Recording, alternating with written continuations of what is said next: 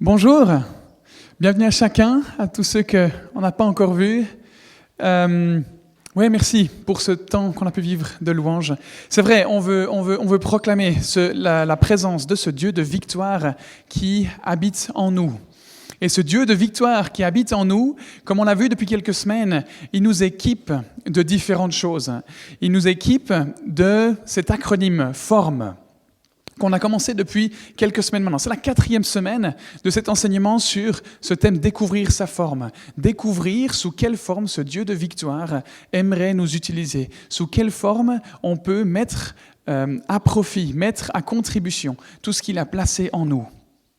L'année dernière, on avait justement proposé un sondage à toute l'Église pour savoir quels étaient les thèmes qui étaient importants pour les gens d'aborder lors de prédications comme ça. Et puis ce thème de l'identité, ce thème de savoir quoi faire de sa vie était ressorti fortement. Et pourquoi ? Parce qu'en fait, ce genre de questions, ce genre d'enjeux, on y fait face régulièrement à différents stades de la vie. Qu'on soit jeune adulte, jeune avec un peu plus d'expérience, jeune avec énormément d'expérience. On a différentes transitions qui vont nous mettre face à des questions du style « Qu'est-ce que je fais de la suite de ma vie ? Qu'est-ce que je peux bien faire alors que maintenant j'ai l'impression qu'il y a quelque chose qui change et que ce que je vis ne correspond pas ou plus à qui je suis ? Qu'est-ce qu'on fait de tout ça ?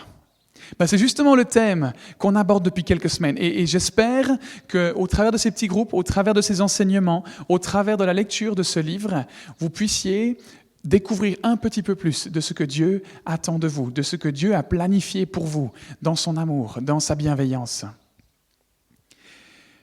Donc on a commencé à découvrir il y a 3 semaines quels étaient les dons spirituels, nos dons spirituels, les forces spirituelles. C'est la première lettre de cet acronyme.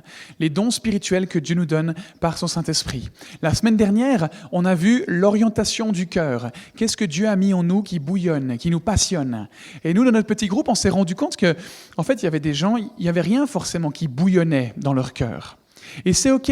Je ne crois pas qu'on soit tous des gens qui expriment ce qu'on veut, ce qu'on désire avec passion, avec ferveur, avec enthousiasme, comme le ferait un extraverti, par exemple.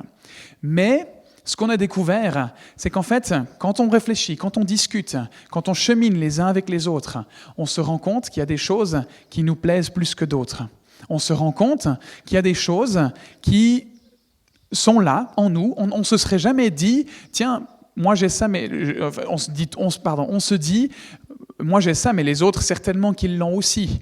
Et on se rend compte en discutant qu'en fait non, les autres ils n'ont pas la même sensibilité, ils n'ont pas la même intention que nous derrière ce qui se trouve dans notre cœur.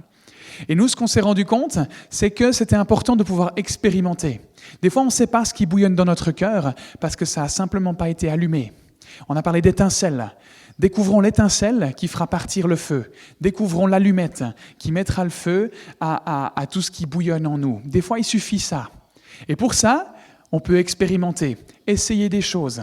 S'il y a quelque chose qui vous tient à cœur, mais sans plus, essayez. Renseignez-vous auprès de ces personnes. Demandez-leur ce qu'elles en pensent.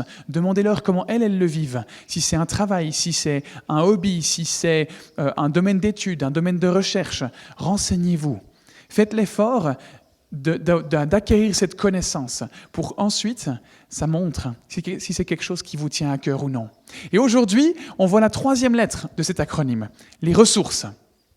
Et la semaine prochaine, on verra encore la manière d'être et la semaine d'après, les expériences. Mais aujourd'hui, on va s'attaquer aux ressources. Les ressources, c'est des capacités, des talents que Dieu nous a donnés. Et on va voir ce que Paul nous dit dans Éphésiens 2, l'apôtre Paul, ce qu'il dit dans Éphésiens 2 au sujet de ce que Dieu a prévu avec ses capacités. Avec ses capacités, mais aussi avec les forces spirituelles, l'orientation du cœur, la manière d'être et les expériences qu'on verra dans la semaine à venir. Voilà ce qu'il dit. En réalité, c'est lui qui nous a fait. Cette forme qu'on a, c'est Dieu qui l'a faite. Nous avons été créés en Jésus-Christ pour des œuvres bonnes que Dieu a préparées d'avance afin que nous les pratiquions. Ces œuvres, elles sont prévues d'avance pour qu'on puisse les mettre en pratique. Chacun de nous a été habilement, magistralement, magnifiquement conçu par Dieu. Il a préparé d'avance un tas de choses qu'on va pouvoir vivre. Et c'est vrai que peut-être que cette forme, ça vous désécurise parce qu'en fait, on cherche le but à nos vies. Il y a un seul but. Et c'est formulé comme ça. Hein. Découvrons le but que Dieu a prévu pour nos vies. Mais ces buts, ils peuvent être multiples. Parce qu'en fonction de où on se trouve dans nos vies, ça va changer. En fonction des différentes phases de vie qu'on expérimente, ça va évoluer. Mais la direction qu'on prend, celle-là, elle est unique. La direction qu'on prend, elle est propre à nous-mêmes. Donc, vous pouvez vous déstresser. Il n'y a pas juste une seule chose à découvrir. Il n'y a pas un seul métier à exercer. Il n'y a pas une seule passion à mettre en pratique. Et après le reste, il faut tout jeter à la poubelle. Pas du tout. Mais nous, le problème, c'est que souvent, on fait l'inverse. Au lieu de définir un ou plusieurs buts, on n'en définit pas du tout. Et il y a 10 000 choses qui nous intéressent. Et on se perd dans ces 10 000 choses. Plutôt que de se concentrer sur quelques éléments qui nous passionnent réellement. On va y venir. On n'est pas là par hasard. On est l'œuvre de Dieu. Est-ce que vous connaissez l'émission Top Chef ? Quelqu'un connaît ? Vous pouvez lever la main comme ça ? Qui connaît Top Chef ? Très bien. Pour ceux qui ne connaissent pas, c'est une émission de cuisine. Moi, je ne connaîtrais pas non plus, si je n'étais pas marié à Camille. C'est une émission de cuisine française qui réunit des chefs de différents restaurants, principalement en France, mais aussi en Belgique, en tout cas en francophonie. Et puis, je suis toujours impressionné, c'est un concours de cuisine, donc faut y aller vite. Ils ont un certain temps pour faire un magnifique plat, et puis faut pas traîner, parce que si tu te rates, c'est fini, tu as perdu, puis tu es éliminé. Et je suis toujours impressionné par la vitesse et la compétence qu'ils ont dans leur coupage de légumes. Ils sont là avec leur plateau, comme ça, et moi j'ai l'impression qu'ils vont se couper les doigts à n'importe quelle seconde. Ça va tellement vite, clac, clac, clac, clac, clac, clac, clac, clac. Et je me dis, mais purée, c'est pas possible, moi je fais ça, ça me prend 4 minutes. Et si je veux aller vite comme eux, je me sectionne toute la main, c'est fini. Je suis impressionné par leur talent, c'est juste incroyable à quel point ils maîtrisent cet art. Ils sont doués, ils sont pleins de talent, ils sont pleins de capacités. Et là je parle de cuisine, mais on pourrait parler de n'importe quel autre domaine. Tout le monde a certaines compétences, certains talents qu'on exerce avec plus ou moins d'excellence. Et peut-être qu'on n'est pas le ou la meilleure dans la capacité qu'on a, dans le talent qu'on a, mais on en a. Ne nous y détrompons pas. On a des talents, on a des compétences, on a des capacités. Et voilà ce que la Bible nous dit, toujours au travers de Paul, au sujet des dons, dans Romains 12. Nous avons des dons différents selon la grâce qui nous a été accordée.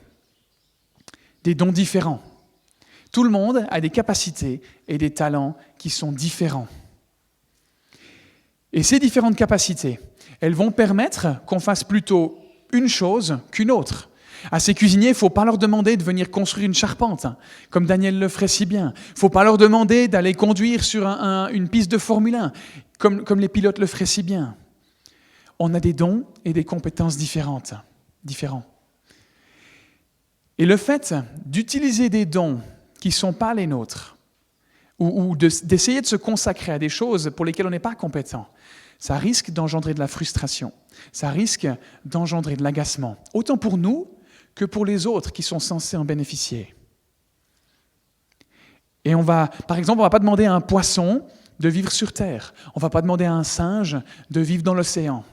Ça paraît normal, ça paraît logique. Mais en ce qui nous concerne, c'est plus difficile à faire cette distinction. Essayons de trouver cette distinction. Essayons d'investir dans ce pourquoi nous, on est capable. On va identifier quelques éléments au sujet de ces capacités et de ces talents, de ce que la Bible nous en dit. On va identifier 4 choses. La première, c'est la suivante. Les capacités et les talents sont donnés par Dieu. Ça, vous pouvez le noter dans vos notes si vous avez un stylo et le pense-bête devant vous. Les capacités et les talents, tout ce qu'on possède, est donné par Dieu. C'est lui qui nous a équipés. Et en tant que chrétien, on a parfois tendance à davantage favoriser les dons spirituels que les capacités naturelles, comme on va le voir aujourd'hui. On va se dire que ces forces spirituelles données par le Saint-Esprit, elles sont plus importantes, plus décisives, plus bonnes à mettre en pratique. Et je crois que ce n'est pas juste. Parce que comme le montre ce point, Je crois que tout nous est donné par Dieu. Toutes nos capacités, qu'elles soient spirituelles ou naturelles, toutes ces capacités ont été données par Dieu. On l'a vu dans le verset tout à l'heure dans Éphésiens, on a été conçus par Dieu, ça a été préparé d'avance. Et il n'a pas juste fait une partie comme lui il le pensait, puis le reste c'est lié au hasard. Non, le tout est donné par Dieu.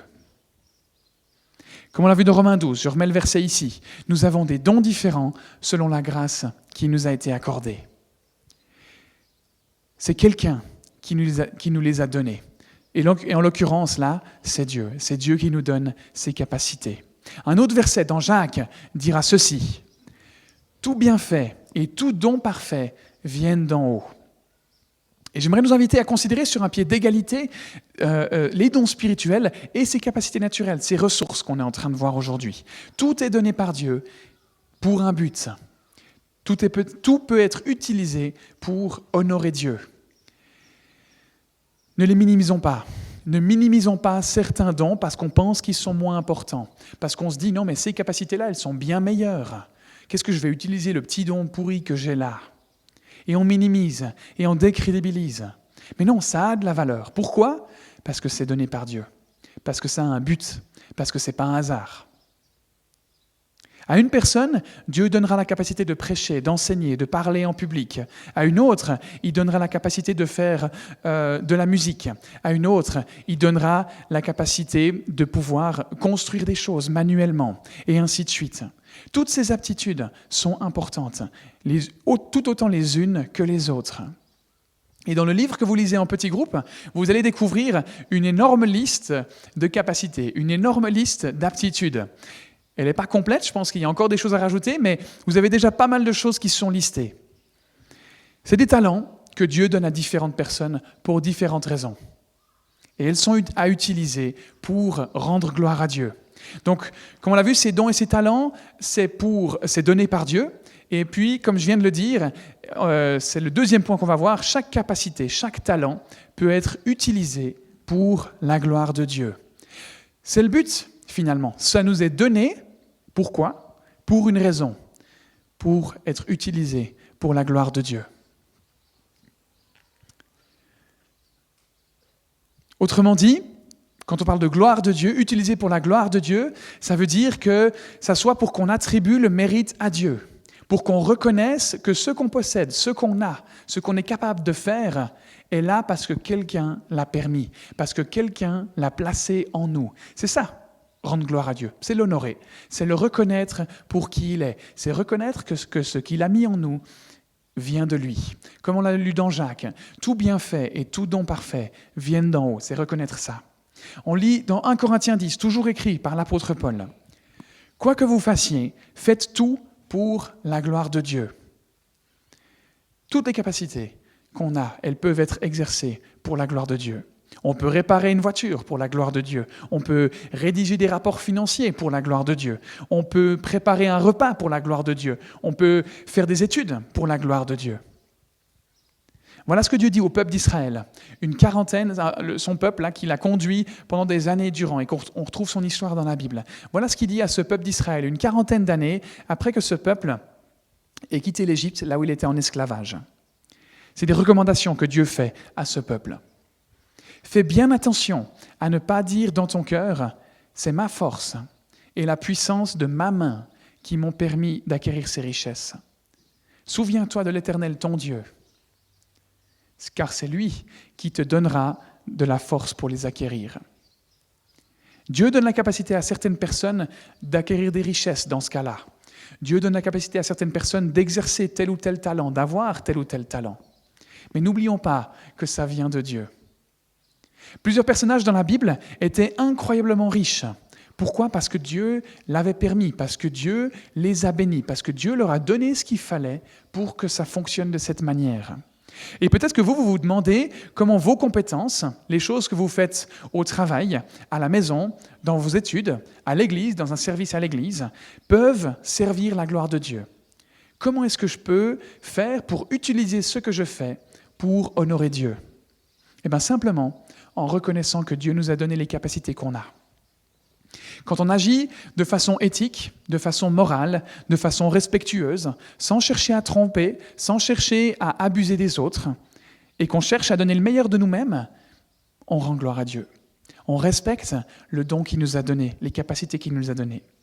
On reconnaît aussi que nos capacités viennent de Dieu quand on donne une partie de notre revenu à l'Église. En général, dans l'Ancien Testament, on parle de 10% par exemple. Et souvent, on le dit, on m'enlève 10% de ce que j'ai. Mais moi, j'aimerais vous inviter à le considérer dans l'autre sens. Dieu nous permet de garder 90%, parce que tout vient de Dieu. Tout ce qu'on possède, tout ce qui nous permet d'exercer notre métier, tout ce qui nous permet de vivre notre vie, vient de Dieu. Tout don, tout bienfait, tout don parfait vient de Dieu, vient d'en haut. C'est des cadeaux que Dieu nous fait. Donc en résumé, mes capacités, elles me sont données par Dieu, elles me sont données pour être utilisées pour sa gloire. Et troisièmement, c'est le troisième point qu'on va voir, mes talents et mes capacités révèlent le projet de Dieu pour ma vie. Mes capacités et mes talents révèlent le projet de Dieu pour ma vie. J'arrive plus à passer à la suivante. Mathias, tu arrives à le faire ?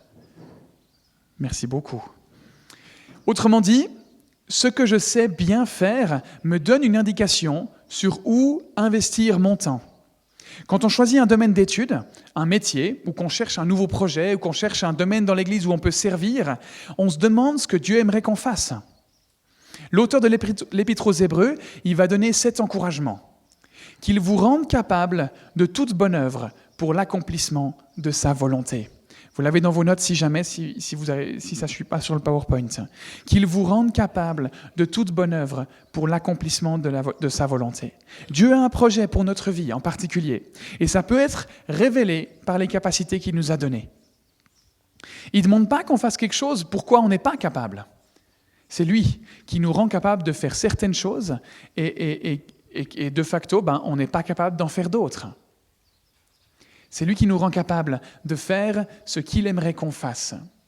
Si on est doué pour les travaux manuels, ça a été prévu par Dieu.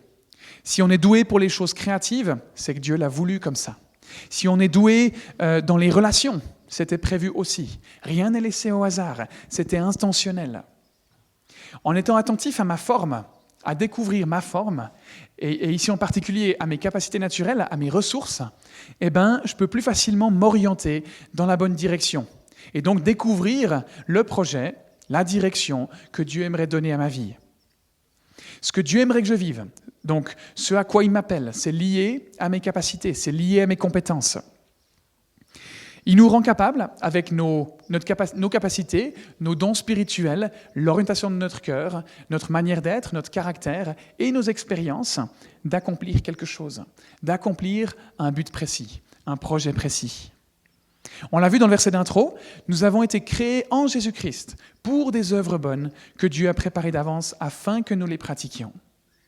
Si on est frustré par ce qu'on fait, c'est peut-être un indice qu'en fait on est en train de ne pas vraiment utiliser ce que Dieu a mis en nous, qu'on est en train d'utiliser quelque chose que Dieu n'a pas mis en nous, et pas à l'endroit où il l'a voulu. Je pense que Dieu veut qu'on vive de façon à pouvoir agir de façon compétente, de façon excellente, de façon confiante, de façon talentueuse et responsable pour accomplir ce qu'il a prévu qu'on fasse. Par contre, ces capacités, ces talents, si on ne les utilise pas, et ça c'est le 4e point qu'on va voir, et pour lequel vous pouvez prendre des notes, si je ne les utilise pas, je vais les perdre. Si je n'utilise pas mes dons et mes talents, je vais les perdre. On a une responsabilité. Notre responsabilité, c'est d'utiliser ce qu'on a reçu, d'investir ce qu'on a reçu. C'est ce qu'on a vu il y a quelques semaines dans la parabole des talents, dans Matthieu 25. Voilà ce qui arrive à celui qui a enterré son sac d'argent. C'était ce responsable, ce patron, qui donne des sacs d'argent à ses serviteurs. 5 à l'un, 2 à l'autre, 1 au dernier. Il part en voyage. Le premier, il va investir ses 5 d'argent et en gagner 5 de plus. Le deuxième, il va investir ses 2 sacs d'argent et en gagner 2 de plus. Et le troisième, il va enterrer son sac d'argent parce qu'il a peur de son maître, parce qu'il a peur de perdre cet argent et puis que le maître il lui le fasse payer quand il revient. Et voilà ce que le maître dit à ce sujet, au sujet de cet homme.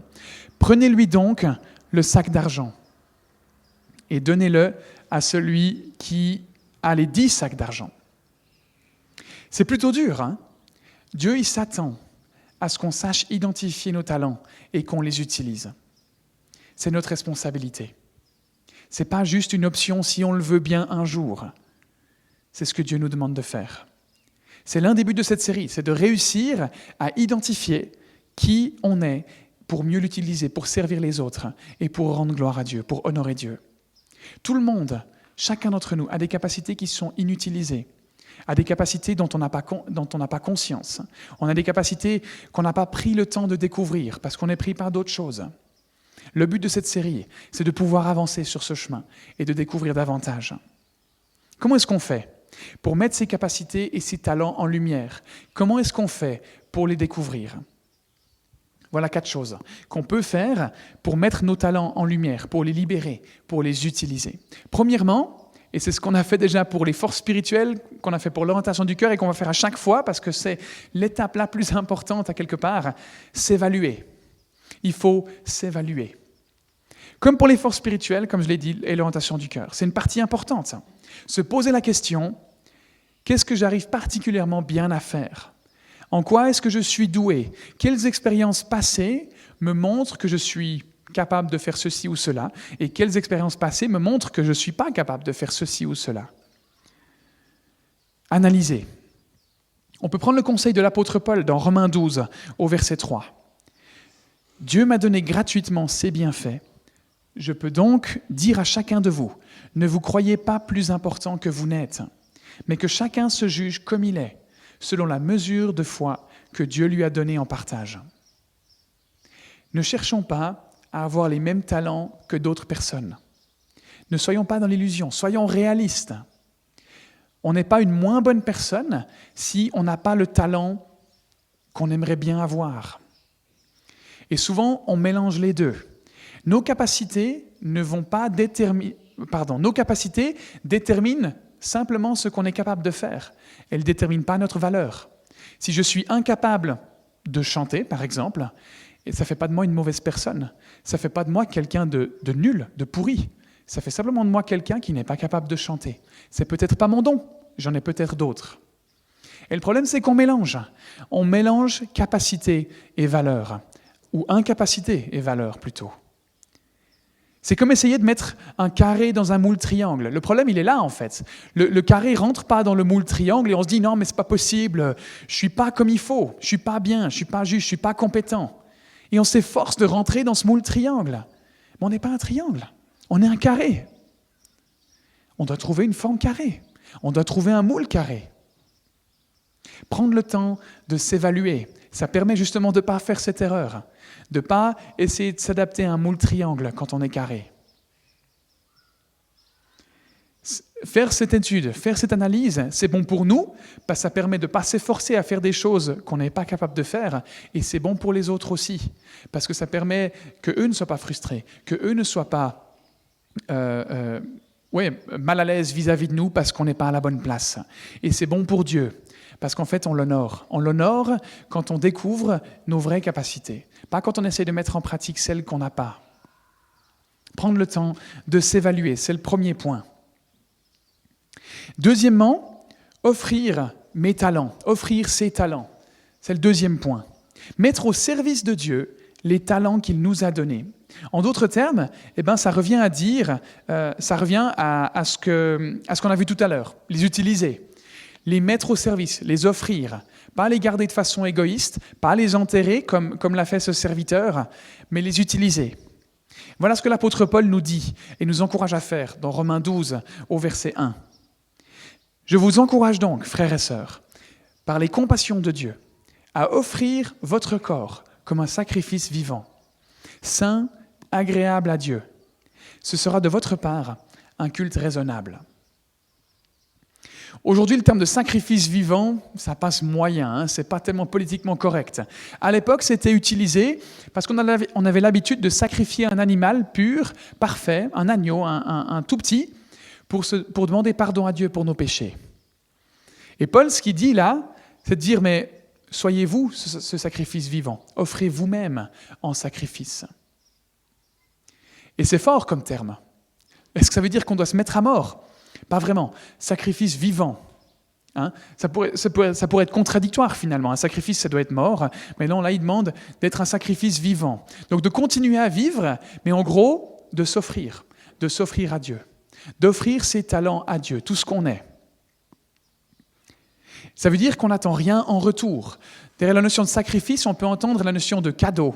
Quand on donne un cadeau, on ne s'attend pas à ce que la personne nous donne quelque chose en retour. On perd volontairement quelque chose parce qu'on a envie de faire plaisir. On peut faire la même chose avec nos talents.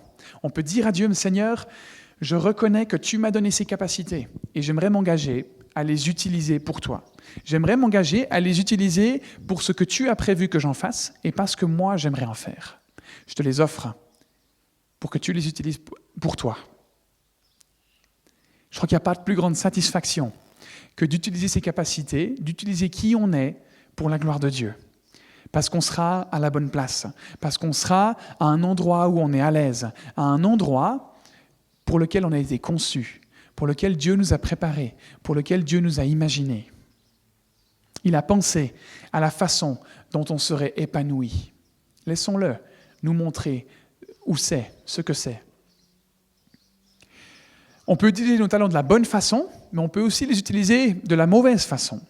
Si Dieu nous a donné la capacité d'organiser, on peut organiser un sauvetage, on peut organiser un événement qui permet de faire du bien aux gens, mais on peut aussi organiser le braquage d'une banque, par exemple. C'est la même capacité organisationnelle, mais pas la même conséquence, pas le même but. Dieu peut nous donner la capacité d'influencer les autres et de les amener quelque part. Ça peut être utilisé de la bonne façon, comme ça peut être utilisé pour manipuler les gens, pour arriver à ses propres fins. Samson, un personnage de la Bible, c'en est un bon exemple. Dieu lui avait donné un tas de capacités et il a gâché sa vie. Il l'a utilisé pour des choses égoïstes, il l'a utilisé pour des choses personnelles. Elle a mal tourné sa vie. Il a abusé des capacités que Dieu lui avait données. Troisième chose qu'on peut faire après s'être évalué et avoir offert ses talents à Dieu, eh bien, c'est de développer ses talents. Comme pour les dons spirituels, nos capacités, nos talents, elles nécessitent d'être entretenues, d'être développées.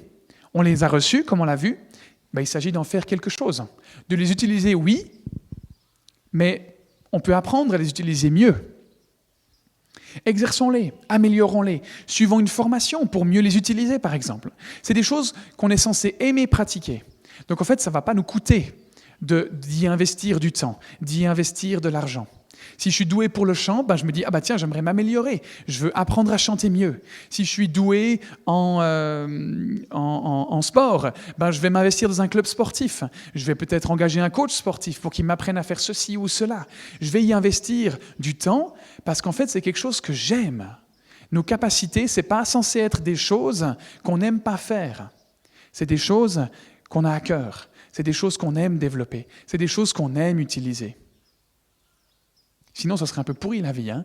On est bon dans des choses qu'on déteste faire. Ce ne serait pas tellement sympa, ça. Non, Dieu, il a prévu qu'on soit épanoui. Il a prévu qu'on soit heureux, qu'on profite de la vie, avec des capacités qui correspondent à ce bonheur. Mais notre responsabilité, comme on l'a vu avant, c'est d'investir. C'est comme ces serviteurs qui avaient ces 5 et ces 2 sacs d'argent, c'est d'essayer de gagner plus. C'est d'essayer d'en faire quelque chose de plus excellent, de meilleur.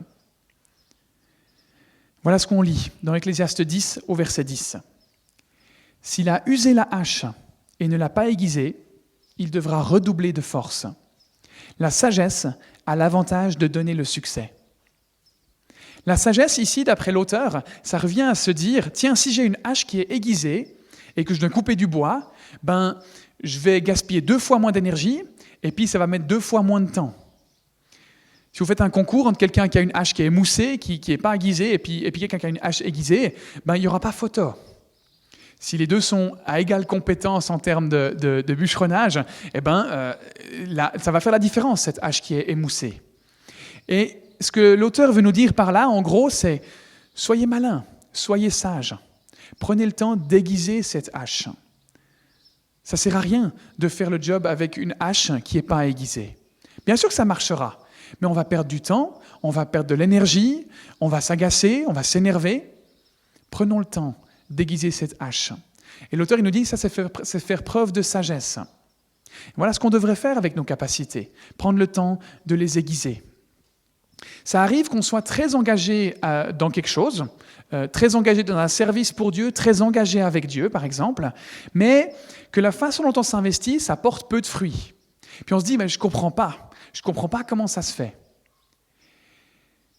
Et des fois, la situation, en fait, elle est contrôlable. Des fois, c'est parce qu'on agit avec une hache qui n'est pas aiguisée, avec une hache qui est émoussée. On investit une pétée de temps, on investit tout notre argent, on investit plein de choses, on essaie de dire les choses avec force, avec intensité, comme je suis en train de le faire maintenant, mais ça ne passe pas. Peut-être parce que cette hache, elle n'est pas aiguisée. Peut-être parce que je gagne à gagner des compétences. Je parle devant vous, là, je gagne à prendre des cours sur comment m'adresser à quelqu'un, sur comment m'adresser à des gens, sur quel timbre de voix utiliser, quel rythme de parole utiliser, quel mot utiliser, comment regarder les gens. Je gagne à faire ça. Tout ça, c'est des choses qui vont aiguiser cette lame, qui vont aiguiser cette hache et me rendre plus pertinent, me rendre plus compétent. Notre rôle, c'est de s'occuper de cette hache et de l'aiguiser. Après, il y a des circonstances qui sont incontrôlables. Si après, par exemple, en termes de coupage de bois, si le bois, après, il est beaucoup trop résistant et puis que ça fait du mal à ma lame, ce n'est pas ma faute, ce n'est pas ma responsabilité. Mais moi, je suis responsable d'aiguiser cette hache. Après, d'autres circonstances sont incontrôlables. Mais moi, je suis responsable de m'occuper de mes compétences, de mes capacités. Et le problème, c'est qu'on a des fois tendance à dire, de toute façon, que je le fasse bien ou moins bien, c'est la même chose. Je trouve que ce n'est pas la bonne manière de réfléchir. Faisons en sorte que nous, on agisse de la bonne façon, que nous, on agisse de façon excellente, que nous, on agisse de façon incompétente. Et après, s'il y a des circonstances incontrôlables, c'est comme ça, c'est la vie. Mais nous, on doit s'occuper de ce que nous, on a. Donc, s'évaluer, offrir ses talents, développer ses talents, et quatrièmement, libérer ses talents. Ce qu'on entend par ce point, c'est l'aspect de les laisser s'exprimer librement, de ne pas les retenir, de ne pas les contenir, de ne pas les cacher, de ne pas les enterrer comme ce serviteur l'a fait dans la parabole. Voilà ce qu'on lit dans 1 Pierre 4, au verset 10. « Comme de bons intendants des diverses grâces de Dieu, mettez chacun au service des autres le don que vous avez reçu. » On essaye parfois de mettre de côté nos capacités pour diverses raisons. Certainement que, peut-être que vous en connaissez certaines, on peut avoir peur de ce que ça peut donner, de mettre en pratique les dons qu'on a reçus. On peut repousser à plus tard, se dire je ferai demain ou après-demain ou la semaine prochaine, ou j'ai d'autres priorités actuellement. Ou bien on peut simplement le faire par flemme, parce qu'on se dit voilà, j'ai autre chose à faire maintenant, j'ai pas envie de consacrer du temps à ça. Et certainement qu'il y a encore d'autres raisons qui font qu'on ne les utilise pas. On doit pouvoir accepter qui on est. Accepter que Dieu nous a créés et voulu d'une certaine manière. On a certains dons, certaines capacités, et d'autres, on ne les a pas, simplement. On a certaines compétences, on est doué pour certaines choses, et pour d'autres choses, on n'est pas doué. Et on a tendance des fois à vouloir être plus comme les autres et à minimiser les choses que Dieu a placées en nous, sous prétexte que ce que lui il a, c'est mieux. On dit toujours l'expression, vous connaissez l'expression peut-être, l'herbe est toujours plus verte chez le voisin. Mais quand on y est, en fait, on se rend compte qu'il y a un autre voisin et que l'herbe est encore plus verte là-bas. Profitons du gazon qui est devant nous. Utilisons-le, arrosons-le, soignons-le, coupons-le, faisons en sorte que chez nous ce soit beau. Utilisons nos capacités, même si la surface elle est moins grande peut-être, même si elle est moins jolie. Occupons-nous de ce que nous on a. Honorons Dieu avec ce que nous on a. Dire à quelque part, je préférais ce que les autres ont, c'est dire à Dieu, tu as fait un mauvais boulot, tu m'as donné les mauvaises choses. Sachant que Dieu est parfait, je ne crois pas que je puisse dire quelque chose comme ça. Ce qu'il a prévu de me donner, c'est ce qu'il y a de mieux pour moi. Et j'aimerais terminer en vous proposant 4 domaines d'implication pour ces capacités et ces compétences qu'on a vues aujourd'hui. 4 domaines, parce qu'on peut se demander, ok, très bien, voilà ce que c'est mes capacités et mes talents, mais maintenant j'en fais quoi? Où est-ce que ce sera utile? J'en ai parlé un petit peu tout au long, mais on va les identifier un peu plus clairement ici. Premièrement, notre carrière. Vous les avez sur vos notes, ces 4 domaines d'implication. Notre carrière, notre domaine professionnel. Il y a certaines choses pour lesquelles on sera doué et d'autres simplement pas. Pour certaines choses pour lesquelles on sera qualifié et d'autres simplement pas. Bien sûr, il y a des choses pour lesquelles on n'a pas le choix, par exemple. Et parce qu'en fait, c'est nécessaire. On est obligé de le faire, ça fait partie du truc, et c'est comme ça. Mais c'est peut-être pas là où on devrait investir la majeure partie de notre temps. On devrait investir dans des choses pour lesquelles on pense qu'on est doué. Développons ce qu'on a reçu comme point fort. Pourquoi est-ce qu'on développerait ces points faibles ?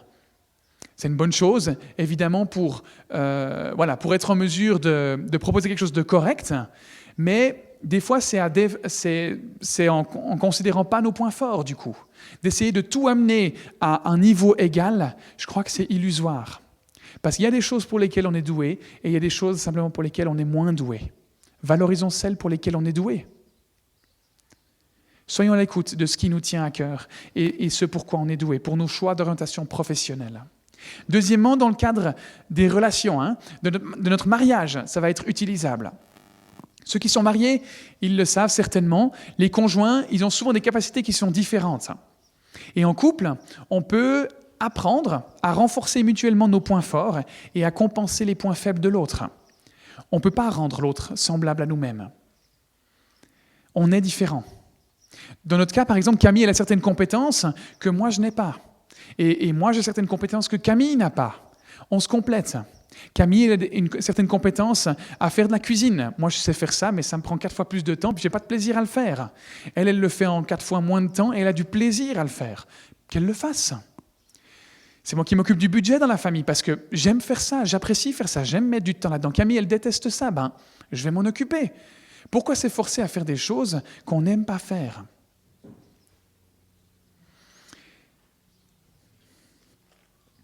Troisièmement, dans notre famille. J'imagine qu'un des objectifs des parents, je ne suis pas encore papa, pas encore parent, c'est de permettre aux enfants de découvrir ce en quoi ils sont doués pour qu'ils puissent ensuite l'exprimer. On va les encourager à travailler, à investir dans un domaine qui répond en fait à qui ils sont, à ce qu'on perçoit d'eux. Malheureusement, ça arrive aussi qu'en tant que parents, on essaye d'imposer à nos enfants de faire certaines choses, parce qu'on pense que c'est ça qui est le mieux pour eux. Des fois, c'est bien, parce qu'on a du recul sur la vie, et bien on a des bonnes choses à apporter. Mais des fois, c'est pour accomplir et assouvir des choses que nous, on n'a pas été en mesure de faire. Ou parce que nous, on projette des choses sur nos enfants. Et là, c'est malsain, et là, c'est pas OK. Agissons pour le bien de nos enfants. Et là, en tant que jeune, peut-être qu'on a des frères et sœurs chez qui on voit des choses aussi. Agissons pour leur bien aussi. Encourageons-les à investir dans des choses qui sont bonnes pour eux aussi. Aidons les autres à découvrir leurs capacités pour qu'ils puissent s'épanouir. Et dernièrement, notre service, notre ministère. Ce que j'entends par là, c'est qu'on a vu différents versets dans la Bible qui nous disent que quand on est croyant, Dieu s'attend à ce qu'on lui offre nos capacités pour qu'elles servent à servir les autres. Elles sont à mettre au service des autres, et en particulier au service de l'Église. En particulier au service du corps du Christ. Ils en parlent dans ces termes-là aussi dans la Bible. Ça s'appelle le service, ça s'appelle le ministère, pour avoir un terme un peu plus barbare. Les capacités qu'on utilise au travail ou ailleurs, elles sont utilisables aussi dans le cadre de l'Église. On a besoin les uns des autres. Comme dans le couple, comme au travail, je ne l'ai pas mentionné, mais quand on est employeur, on va engager des employés et on va faire en sorte qu'ils aient différentes compétences. On ne va pas engager 50 fois la même personne, parce qu'en fait, il y a des boulots différents à faire. On va compter les uns sur les autres, investir dans différentes choses pour qu'ensemble, on arrive à quelque chose de bien. Pareil dans le couple, pareil dans la famille, pareil dans l'Église. On doit compter les uns sur les autres. Je ne peux pas tout faire. Vous ne pouvez pas tout faire. On a besoin les uns des autres. On ne peut pas compter juste sur 1, 2 ou 3 personnes. On a besoin de chacun. Et je ne crois pas que ce soit juste un bonus de se dire « si j'ai du temps à investir, j'investirai ».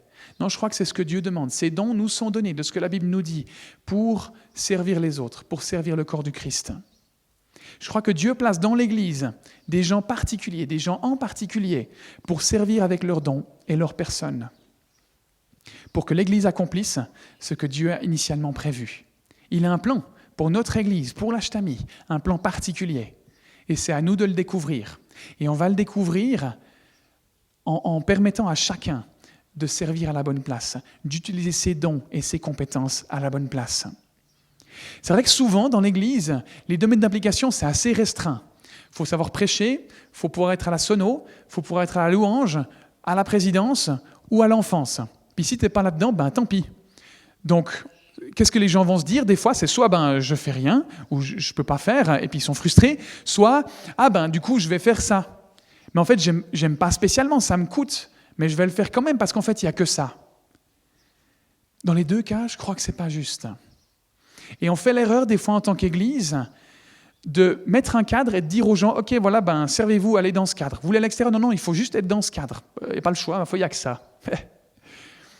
Non, je crois que l'Église, ça devrait être le contraire, de dire, ok, qu'est-ce qu'on a ici? Quel type de personne est-ce qu'on a? Quel type de capacité est-ce qu'on a? Ok, voilà. Toi, tu es doué pour ça, ça ne correspond pas du tout à ce qu'on fait dans le cadre de nos célébrations. C'est pas grave. Si tu as l'énergie, si tu as l'envie, la passion, la motivation, vas-y, développe. Que chacun puisse utiliser les dons et les compétences que Dieu a prévus. Parfois, on est à la mauvaise place dans l'Église, simplement parce qu'en fait, l'Église ne propose pas quelque chose qui soit adéquat. Et je vous demande pardon pour ça. Vous pouvez venir me voir, vous pouvez venir voir le conseil pour ça. On est à l'écoute, on est à disposition, on est imparfait, on ne gère pas de la meilleure des façons non plus. On a besoin du retour des gens. On a besoin que vous veniez nous dire, en fait, moi je veux bien servir, mais en fait il n'y a rien qui me correspond. Le but de cette série, c'est ça. C'est de permettre d'identifier ce en quoi on est doué pour qu'on puisse servir à cet endroit-là aussi. Et si on sert à un endroit où on ne se sent pas à l'aise, où on a besoin de semaines de préparation, par exemple, et que ça nous coûte, et que ça nous met la pression, et que ça nous stresse, peut-être qu'on n'est pas à la bonne place. Et c'est OK. On n'est pas en train de dire que reconnaître qu'on est à la mauvaise place, c'est pas reconnaître, comme je l'ai dit avant, qu'on est une mauvaise personne. C'est simplement que c'est pas ce qui nous tient à cœur. C'est OK. C'est justement honorer Dieu que de reconnaître là où on est doué et là où on est limité. Parce qu'on entre dans ce que lui a initialement prévu. Jour après jour, en chacun de nous, il y a des talents, des compétences qui sont inexploitées, qui sont inexprimées. Et c'est dommage. C'est tellement frustrant d'imaginer tout ce potentiel qui est juste là et qui attend juste qu'on le découvre, qui est juste là sous terre, qu'on a juste qu'à déterrer et à utiliser et à investir. Punaise, mais qu'est-ce que j'aspire à ça? À ce que chacun d'entre nous puisse juste utiliser, investir ses dons. C'est ce qu'on aimerait atteindre au travers de cette série. Et ça ne va pas se limiter à ces 6 semaines. Le but, c'est que ça continue après, évidemment. Mettre à contribution, utiliser, exprimer, extérioriser, utiliser, libérer les talents qui se trouvent en nous.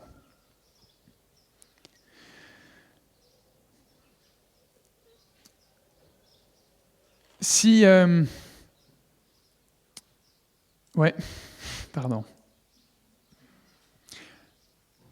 On a à reconnaître comment Dieu nous a façonnés. Et un des enjeux, c'est que, et je reviens sur ce verset de Romains 12 que l'apôtre Paul il disait là, « Offrez vos corps comme des sacrifices vivants ». Le problème quand on est un sacrifice vivant, c'est qu'on peut s'échapper de l'autel, c'est qu'on peut s'échapper et décider de ne plus être un sacrifice. C'est volontaire. Ça demande de chacun de nous de volontairement se dire « j'offre ce que je suis ». Ça demande à chacun de nous de prendre cette responsabilité, de dire « est-ce que je suis à la bonne place ? Quels sont mes talents ? Quelles sont mes compétences ? Comment est-ce que je peux découvrir davantage de qui je suis ?» Mais ça dépend de nous. Ce n'est pas forcé.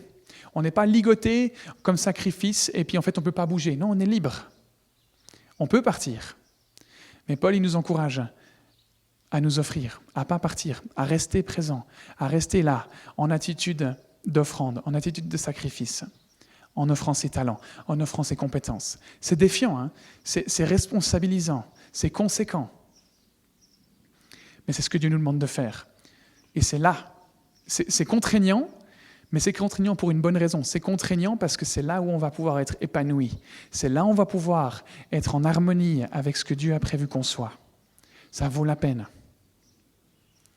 Donc si vous aimeriez prendre la décision aujourd'hui de laisser Dieu contrôler votre vie, que ce soit pour la première fois ou pour la 50e fois, parce que vous vous rendez compte que vous avez besoin de refaire cette démarche, de vous réengager auprès de Dieu, j'aimerais vous inviter à prier avec moi tout à l'heure. Et si vous avez soif de pouvoir découvrir, offrir, développer et libérer ces talents et ces compétences que Dieu a placés en vous.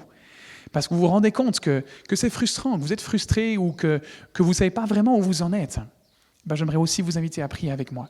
Je crois vraiment que si on demande à Dieu de nous transformer, il nous rend capables de voir les différentes choses et de se mettre en action. Donc si c'est quelque chose que vous avez à cœur là, je vous invite maintenant à fermer les yeux simplement et puis on va finir en priant, en demandant à Dieu de nous guider là-dedans. Seigneur Jésus, merci Seigneur Jésus, Merci parce que tu as pensé à moi avant même que je naisse. Tu avais tout prévu, avec des talents et des compétences qui sont bien précises, que tu as imaginé avant même que j'existe. J'aimerais me soumettre à toi, Seigneur.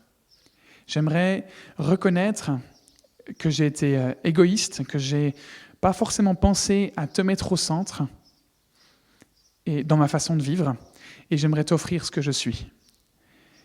Toi, tu sais mieux que personne comment je peux utiliser mes compétences et mes talents pour que je sois épanoui, pour que je sois en paix. C'est en toi et en toi seulement que je peux être satisfait. Guide-moi à découvrir, à développer et à utiliser, à libérer les talents et les compétences que tu m'as donnés. Merci parce que tu prends soin de moi.